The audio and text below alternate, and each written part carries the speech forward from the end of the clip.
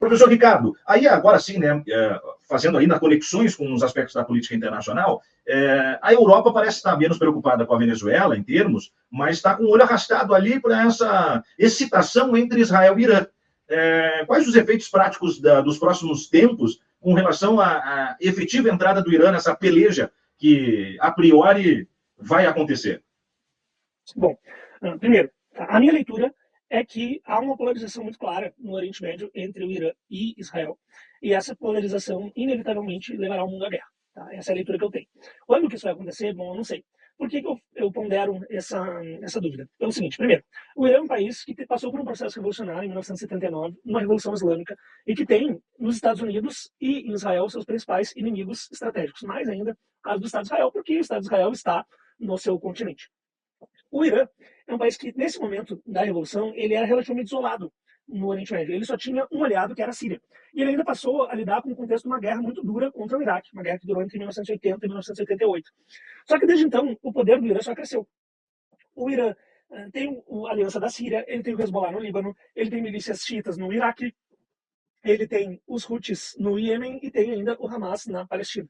Então, da perspectiva do Irã, eles estão ganhando por pontos. O tempo vai passando e eles estão cada vez mais fortes.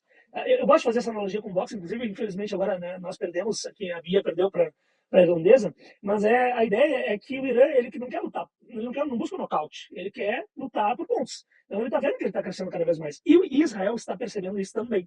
E qual que é a postura de Israel? Bom, se eu estou cuja pujança, cujo poderio está crescendo cada vez mais, melhor enfrentá-lo agora do que enfrentá-lo daqui a 2, daqui a 3, daqui a 5, daqui a 10 anos.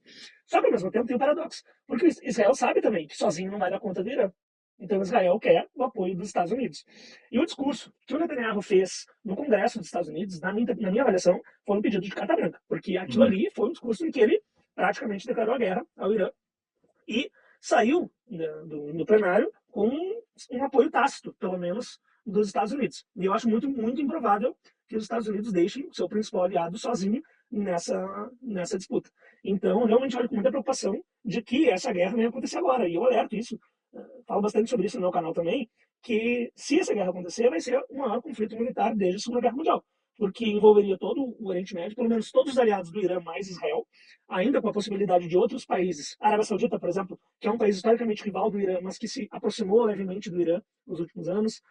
Ainda tem a perspectiva de, claro, colocar os Estados Unidos nesse cenário. A gente ainda sabe que a Rússia tem se aproximado do Irã muito nos últimos tempos, inclusive com a parceria militar. A China tem um vínculo muito forte. A Coreia Popular, a Coreia do Norte, tem uma aliança muito bem estabelecida com o Irã.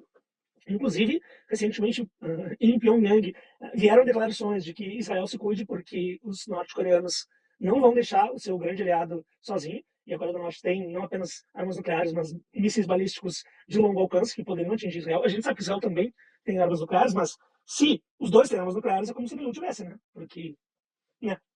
E aí o jogo fica pesado. O jogo fica pesado. E tudo isso na principal região produtora de petróleo no mundo. Então, assim, se acontecer, gente, se preparem para um novo mundo.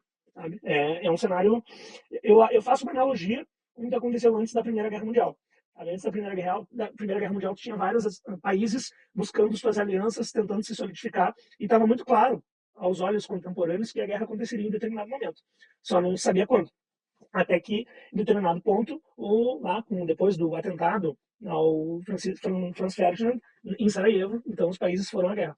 E eu acho que o que está acontecendo hoje é análogo, não semelhante, mas é análogo ao que aconteceu lá atrás, a formação de polos a partir de uma rivalidade central, que é a rivalidade entre Israel e o Irã, que em determinado momento vai levar toda essa região à guerra, e duvido que os Estados Unidos não participem. E os Estados Unidos participando, o mundo inteiro participa, né? Porque é o que o professor Eugênio falou antes, do poderio do império, né? Infelizmente, é assim que as coisas acontecem.